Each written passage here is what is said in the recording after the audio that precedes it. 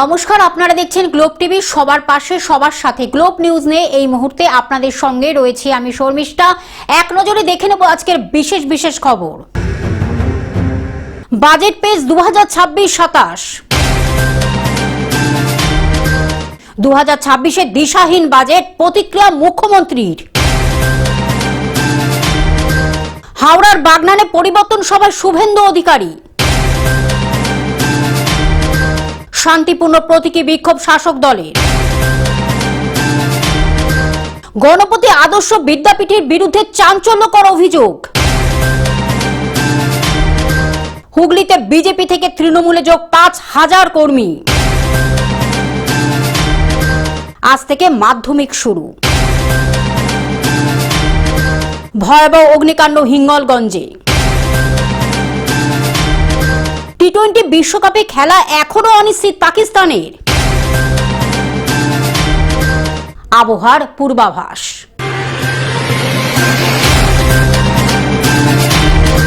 আসছি বিস্তারিত খবরে। বাজেট পেশ 2026-27। বাজেটে 2026-27 পেশ করলেন অর্থমন্ত্রী নির্মলা সীতারামন।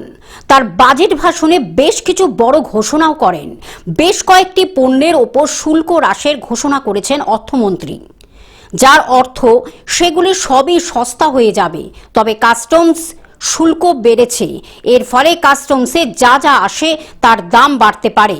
দাম কমেছে মোবাইল ফোন, বৈদ্যুতিক গাড়ি, মাইক্রোওয়েভের দাম কমেছে, জুতো, বেল্ট, ব্যাগ, কাপড়, সামুদ্রিক খাবার, খেলার সরঞ্জাম দাম কমেছে, টিভির যন্ত্রাংশ, ক্যামেরা, ভিডিও গেমের পার্টস, কফি মেশিনের সস্তা হতে পারে বিদেশ যাত্রা ও বিদেশে পড়াশুনো দাম কমেছে, সোলার প্যানেল, বায়োগ্যাস মিশ্রিত সিএনজি দাম বাড়ছে, মদ, সিগারেট দাম বাড়তে পারে, কয়লা ও খনিজের। Bureau report, Globe News. 2026 দিশাহীন বাজেট, প্রতিক্রিয়া মুখ্যমন্ত্রীর। 2026 দিশাহীন বাজেট, ভোট পাবে না জেনে বাংলাকে বঞ্চনা, প্রতিক্রিয়া মুখ্যমন্ত্রীর। ভোটের আগে বিহার পেয়েছিল বঞ্চিত পশ্চিমবঙ্গ, বাজেট নিয়ে আক্রমণে মুখ্যমন্ত্রী। দিশাহীন বাজেট, ভোট পাবে না জেনে বাংলাকে বঞ্চনা, হামটি ডামটি budget. Bureau report, Globe news. হাওড়ার বাগনানে পরিবর্তন সভায় শুভেন্দু অধিকারী। বাগনানের বিধায়ক টিকিট পেলে হারানোর দায়িত্ব আমার বলে মন্তব্য করলেন রাজ্যের বিরোধী দলনেতা শুভেন্দু অধিকারী। শুক্রবার হাওড়ার বাগনানে পরিবর্তন সংকল্প সভায় বক্তব্য রাখতে গিয়ে তিনি এই মন্তব্য করেন। উল্লেখ্য, বেশ কয়েকদিন আগে আমতা বিধানসভা কেন্দ্রের একটি সভায় বক্তব্য রাখতে গিয়ে বাগনানের বিধায়ক তথা হাওড়া গ্রামীণ জেলা তৃণমূল কংগ্রেসের সভাপতি অরুণাভ সেন বলেছিলেন, রাজ্যের বাইরে থেকে বিজেপির নেতারা বাজার গরম করতে এলে তিনি দেখে নেবেন। আর এই মন্তব্যের জেরে তোলপাড় শুরু হয়েছিল এদিনের সভা তারই পাল্টা বলে মনে করেছে রাজনৈতিক মহল। শুক্রবার বিকেলে বাগনানের জাতীয় সড়কের পাশে লাইব্রেরি মোড়ের কাছে বিজেপির সংকল্প সভায় প্রধান অতিথি হিসাবে উপস্থিত ছিলেন রাজ্যের বিরোধী দলনেতা শুভেন্দু অধিকারী। এছাড়াও উপস্থিত ছিলেন হাওড়া জেলা গ্রামীণ বিজেপির সভাপতি দেবাশিস সামন্ত, অনুপম মল্লিক প্রমুখ। সমস্ত হিন্দুকে ওইসব সেকুলারিজমের কথা ছেড়ে ঐক্যবদ্ধভাবে পশ্চিমবঙ্গ এবং ভারতবর্ষকে বাঁচানোর জন্য, রোহিঙ্গা, বাংলাদেশি মুসলিম জামাতিদের হাত থেকে বাংলাকে বাঁচানোর জন্য ঐক্যবদ্ধভাবে বিজেপিকে আনতে হবে। নরেন্দ্র মোদীজির গাইডেন্সে যেভাবে 20টা রাজ্যে সরকার চলছে, এই রাজ্যেও যাতে আগামী দিনে সরকার তৈরি হয়, এটা করতে হবে। এবং আমাদের পরিষ্কার কথা, বহুজন সুখায় বহুজন হিতায়। কোনো ভারতীয়দের সঙ্গে আমাদের বিরোধ নেই, সে যে দলই করুন, যে ধর্মই মানুন। হাওড়া থেকে মতিয়া রহমানের রিপোর্ট, গ্লোব নিউজ। শান্তিপূর্ণ প্রতীকী বিক্ষোভ শাসক দলের। উন্নয়নের কাজে বাধা বিরোধীদের, প্রতিবাদে শান্তিপূর্ণ প্রতীকী বিক্ষোভ শাসক দলের। বসিরহাট মহকুমার বসিরহাট 2 নম্বর ব্লকের রাজেন্দ্রপুর গ্রাম পঞ্চায়েতের আন্দুলপোতা এলাকায় ড্রেন নির্মাণকে ঘিরে রাজনৈতিক তরজা নতুন মোড় নিল। শনিবার সিপিআইএম এবং আইএসএফ এর কর্মী সমর্থকরা নিম্নমানের সামগ্রী ব্যবহারের অভিযোগ তুলে রাস্তার টায়ার জ্বালিয়ে অবরোধ ও বিক্ষোভ দেখান। এর জেরে এলাকার ব্যাপক যানজট তৈরি হয়। রাস্তায় দাঁড়িয়ে পড়ে একাধিক রুটের অটো, টোটো ও বাস। প্রতিবাদে তাদের পথ এই বার্তায় প্রতীকী বিক্ষোভের মাধ্যমে তুলে ধরা হয়েছে বলে জানান স্থানীয় নেতৃত্ব। দক্ষিণ 24 পরগনা থেকে সৌমাভ মণ্ডলের রিপোর্ট, গ্লোব নিউজ। গণপতি আদর্শ বিদ্যাপীঠের বিরুদ্ধে চাঞ্চল্যকর অভিযোগ। স্কুল ছাড়া শংসাপত্র দিতে টাকা নেওয়ার অভিযোগ। কাঠগোড়ায় ভরতপুরের গড্ডা গণপতি আদর্শ বিদ্যাপীঠ। স্কুল ছাড়ার শংসাপত্র বা ট্রান্সফার সার্টিফিকেট নিতে গেলে দিতে হচ্ছে 200 থেকে 250 টাকা। আচ্ছা, এই সার্টিফিকেট দিতে 100 টাকা নিচ্ছে। 100 টাকা নিচ্ছে। কে নিচ্ছে? কেন? কেন তো কিছু জানি আমরা, রিসিপ্ট দিচ্ছে? কিছু জানি না তো, এইটাই দিচ্ছে। মুর্শিদাবাদ জেলার ভরতপুর 1 ব্লকের গড্ডা পঞ্চায়েতের অন্তর্গত গড্ডা গণপতি আদর্শ বিদ্যাপীঠ বিদ্যালয়ের বিরুদ্ধে এমনই চাঞ্চল্যকর অভিযোগ তুলে সরব হয়েছেন ছাত্রছাত্রী ও অভিভাবকেরা। কৃষক পরিবারের সন্তানদের ক্ষেত্রে এই টাকা দেওয়া বোঝা হয়ে দাঁড়িয়েছে। আমরা যখন সার্টিফিকেট নিতে যাচ্ছি তখন বলা হচ্ছে টাকা না দিলে সার্টিফিকেট মিলবে না। কেন এই টাকা নেওয়া হচ্ছে তার কোনো সদুত্তর পাওয়া যাচ্ছে না। বিক্ষোভ কেন? তাই এসআইয়ের জন্য ফর্ম নিতে, সার্টিফিকেট নিতে এসেছি, তার জন্য 100 টাকা করে বলতে লাগবে। সার্টিফিকেট তুলতে? হ্যাঁ, সার্টিফিকেট তুলতে এসেছি তার জন্য। কার সার্টিফিকেট তুলতে এসেছেন? এটা আমার চাচাতো ভাইয়ের। কে বলেছেন পয়সার জন্য? এটা স্কুলের ম্যাডাম বললো 100 টাকা করে লাগবে। আচ্ছা, আপনি দিলেন? হ্যাঁ, আমি কোনো দিইনি। এটা জেরক্স কপি লাগবে, জেরক্স কপি টিসিটা পড়ে দেবে, তারপরে 100 টাকা দিতে হবে। স্কুলের উন্নয়ন তহবিল বা বকেয়া ফির কথা বলে অনেক সময় টাকা নেওয়া হলেও টিসি নেওয়ার নামে এই পরিমাণ অর্থ আদায় কতটা যুক্তিসঙ্গত তা নিয়ে প্রশ্ন উঠছে। তাদের সার্টিফিকেটের জন্য কোনো পয়সা লাগে না, তারা যতবার খুশি সার্টিফিকেট নিতে পারে। আর যারা 10 বছর আগে 20 বছর আগে পড়া ছেড়ে দিয়েছে তারা এখন এসআইআরের জন্য আসছে সার্টিফিকেটের জন্য। তাদেরকে আমরা আর স্কুলে কোনো তথ্য রাখবো না, একদম ট্রান্সফার সার্টিফিকেট দিয়ে দেবো এবং stationery charge plus transfer certificate এর জন্য 100 টাকা করে নেওয়া হয়। এটা থেকে রসিদ দিচ্ছেন? রসিদ যারা চাইছে রসিদ দিচ্ছি। মুর্শিদাবাদ থেকে পার্থ মণ্ডলের রিপোর্ট, গ্লোব নিউজ। হুগলিতে বিজেপি থেকে তৃণমূলে 5000 কর্মী যোগ। বিধানসভা নির্বাচনকে সামনে রেখে হুগলি জেলার রাজনৈতিক মহলে ফের বড়সড় পরিবর্তনের ইঙ্গিত মিলল।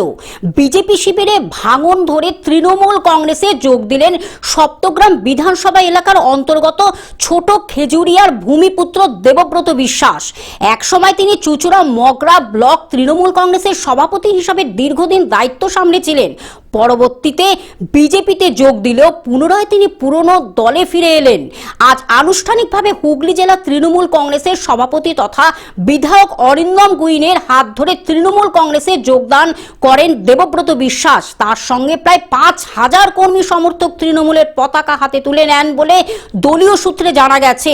আশা করবো দল আমাকে যেরকম দায়িত্ব দেবে সেই দায়িত্ব নিয়েই সাধারণ কর্মী হিসেবে মাঠে নেমে কাজ করবো। আগামী দিনে দলের নেতৃত্ব আছে, কারোর সাথে আমার কোনো মতপার্থক্য নেই, আমার কোনো ক্ষোভ, কোনো দেশ কিচ্ছু নেই। দলের নেতৃত্ব, উচ্চ নেতৃত্ব যেরকম দায়িত্ব দেবে দলের কর্মী হিসেবে ঝান্ডা নিয়ে আমি লড়াই সর্বভারতীয় বিজেপি দল কি সমস্যা হচ্ছিল ওখানে? তারা আপন করে নিতে পারেনি, হয়তো আমি তৃণমূল থেকে গেছিলাম বলে হয়তো তাদের কোথাও সমস্যা হচ্ছিল, তাদের অনেক বড় বড় নেতৃত্ব আছে, হয়তো আমায় আপন করে নিতে পারেনি। আপনি আমাদের দল পুরনো ঘরে আমি ফিরে এসেছি। অন্যদিকে জেলা সভাপতি অরিন্দম গুইন বলেন, তৃণমূল কংগ্রেস মানুষের দল, উন্নয়নের স্বার্থে এবং বাংলার স্বার্থে অনেকেই আজ দলে যোগ দিচ্ছেন। আগামী দিনে এই শক্তি আরও বাড়বে। রাজনৈতিক বিশেষজ্ঞদের মতে নির্বাচনের আগে এই ধরনের যোগদান হুগলি জেলার রাজনৈতিক সমীকরণে এক গুরুত্বপূর্ণ প্রভাব ফেলতে পারে। যেহেতু এখন তৃণমূলে যোগদান করতে হচ্ছে, সুতরাং বিজেপির নামে তো কিছু তো কুৎসা করতেই হবে। সেই জায়গায় দাঁড়িয়ে এখন এই ধরনের কথাবার্তা বলছে।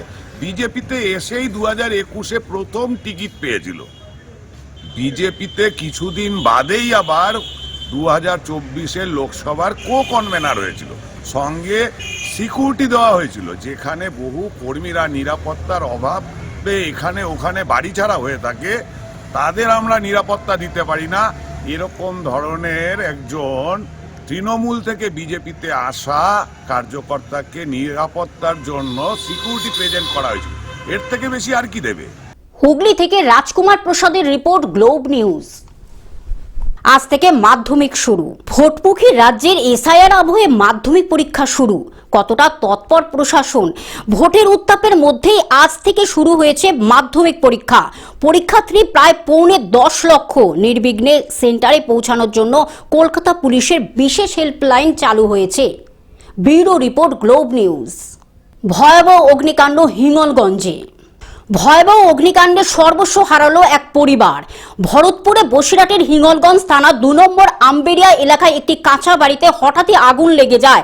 বাড়িতে তখন রান্নার কাজ চলছিল। কিভাবে আগুন লাগলো তা স্পষ্ট নয়, তবে মুহূর্তের মধ্যেই কাঁচা খড়ের চালে আগুন ছড়িয়ে পড়ে। ঘটনাস্থলের পাশেই 2 নম্বর আম্বেরিয়া প্রাইমারি স্কুল মাঠে চলছিল হরিনাম যজ্ঞ অনুষ্ঠান। মাইকে আগুন লাগার খবর প্রচার হতেই স্থানীয় মানুষজন ছুটে এসে পাম্প সেট লাগিয়ে আগুন নেভানোর চেষ্টা করেন, কিন্তু ততক্ষণে আগুনের গ্রাসে পুড়ে ছাই হয়ে যায় গোটা ঘরবাড়ি। পরিবারের অভিযোগ, এই ঘরের মধ্যেই রাখা ছিল সোনার গয়না, নগদ টাকা, জমির দলিল সহ একাধিক গুরুত্বপূর্ণ নথি ও আসবাবপত্র। সবকিছুই আগুনে পুড়ে ছাই হয়ে গিয়েছে। প্রত্যন্ত এলাকায় একটি দমকল স্টেশন গড়ে তোলা হোক, কিন্তু আজও সেই দাবি পূরণ না হওয়ায় ক্ষোভে ফুঁসছেন মানুষজন। কবে এই সমস্যার স্থায়ী সমাধান হবে, সেই দিকেই তাকিয়ে রয়েছে গোটা সুন্দরবনবাসী। যতগুলো প্রাকৃতিক দুর্যোগ, দুর্ঘটনা বলেন, এটাও একটা দুর্ঘটনা নিশ্চয়ই। যাই হোক, যে কোনোভাবেই হোক, প্রতিবেশী, সাধারণ মানুষ সবাই উপস্থিত হয়ে যতটা রক্ষা করার করতে পেরেছেন। কোনো মানসিক বা কোনো শারীরিক কোনো ক্ষতি হয়নি। অর্থনৈতিক দণ্ড এবং একটা মানুষের বিরাট একটা বিপর্যয় ঘটে গেছে। এখন এরকম পরিস্থিতিতে তার পাশে থেকে তাকে আমাদের সান্ত্বনা শুধু নয়, তার প্রয়োজনে মাথা উঁচু করে দাঁড়াতে গেলে তার প্রয়োজনে সাহায্য যেটুকু না করলে নয়, নিশ্চয়ই সেগুলো করা উচিত। দক্ষিণ 24 পরগনা থেকে সৌমাভ মণ্ডলের report, Globe news.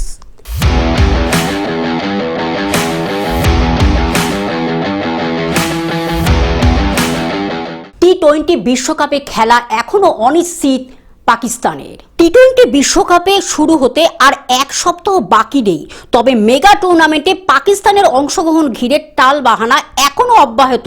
Pakistan cricket বোর্ডের প্রধান মহসিন নকভি জানিয়েছিলেন শুক্রবার বা সোমবার তাদের বিশ্বকাপে অংশগ্রহণ নিয়ে চূড়ান্ত সিদ্ধান্ত জানিয়ে দেওয়া হবে।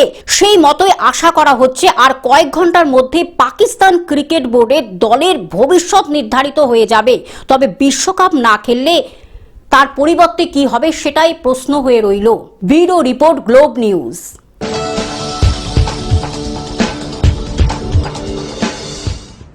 আবহাওয়ার পূর্বাভাস।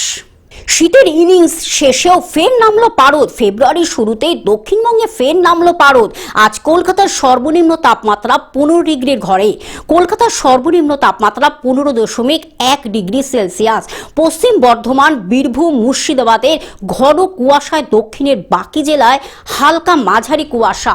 Bureau report, Globe news. Television ছাড়া গ্লোব নিউজ এখন সর্বত্রই সমাজ মাধ্যমে উপলব্ধ। বিস্তারিত জানতে আমাদের টোল ফ্রি নম্বরে যোগাযোগ করুন 180089197444। এছাড়া লগ ইন করুন আমাদের ওয়েবসাইটে www.globetvindia.com। গ্লোব নিউজ এই পর্যন্ত। দেখতে থাকুন গ্লোব টিভি, সবার পাশে সবার সাথে। নমস্কার।